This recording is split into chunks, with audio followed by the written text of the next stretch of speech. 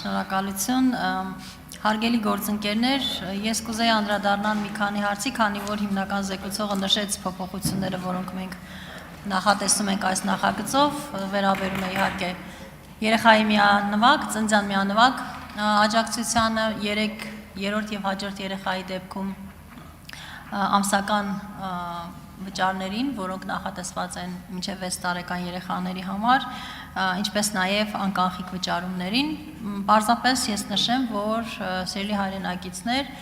երբ մենք խոսում ենք այն մասին, թե սա հակասոցիալական, ընդդիմությունը այդպիսի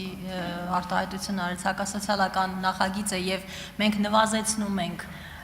միանվագ ծննդյան աջակցությունը, ես ասեմ, որ դա չի համապատասխանում իրականությանը։ Ինչու՞։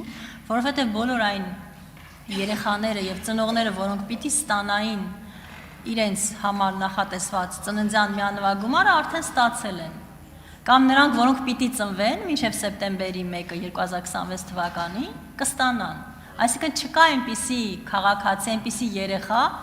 որի համար նախատեսված գումարը փոփոխության է ենթարկվում։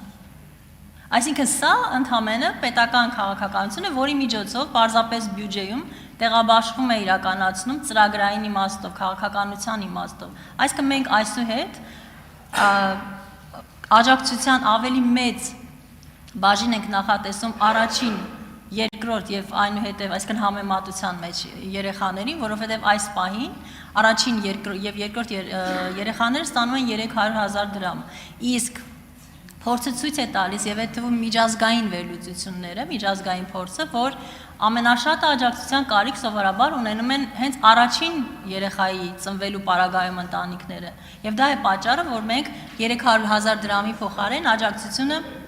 դարձնում ենք 500,000 դրամ, եւ սա բազմաթիվ այլ խնդիրներ է լուծում։ Դա լուծում է նաեւ վարչարարական խնդիրներ, այսինքն վարչարարության հետ կապված բազմաթիվ խնդիրներ, որոնց պատճառով էլի ցավոք դժում են քաղաքացիները։ Ես ուզում եմ նշել, որ մենք հանձնաժողովում քննարկել ենք նաեւ եւ քաղաքացիներից իհարկե բազմաթիվ նամակներ ենք ստանում անկանխիկ եղանակով վճարումներ իրականացնելու մասով եւ իհարկե ընդդիմադիր գործընկերների մտահոգությունները մենք եւս կիսում ենք, որովհետեւ այս պահին մենք այդ մեխանիզմները չունենք, հատկապես այն քաղաքացիների պարագայում, որոնք դժվարություն ունեն բանկ հասնելու, բայց սրա համար կառավարությունը 3 ամիս ժամանակ ունի եւ մեր գործընկերները այս ուղղությամբ աշխատում են եւ բնականաբար դրանից հետո նաեւ կառավարության որոշմամբ կսահմանեն բոլոր այն ընթացակարգերը, որոնց միջոցով քաղաքացին ոչ ֆինանսական, ոչ ֆիզիկական եւ ոչ այլ դժվարություն չի կրի։ Բոլոր ծառայությունները, բոլոր ծրագրերը պետք է այնպես արվեն, որ բոլոր քաղաքացիներին հասանելի լինի անկանխիկ վճարումով, անկանխիկ մեթոդով կենսաթոշակների եւ նպաստների ուրեմն վճարման գործընթացը։ Հետևաբար, հարգելի գործընկերներ, մենք հատկապես այս մասում ենք ավելի շատ դժվարություններ տեսնում եւ ակնկալում, որ հնարավորինս արդյունավետ կլուծվի եւ մեր ծրագրերը մարդակենտրոն կիրականացվեն։ Նախագծերի փաթեթը բնականաբար քննարկվել է գլխադասային հանձնաժողովում, ստացել դրական եզրակացություն, հետևաբար բոլորիդ կոչ եմ անում պատեհ պահի կողմ քվեարկել։ Շնորհակալ եմ։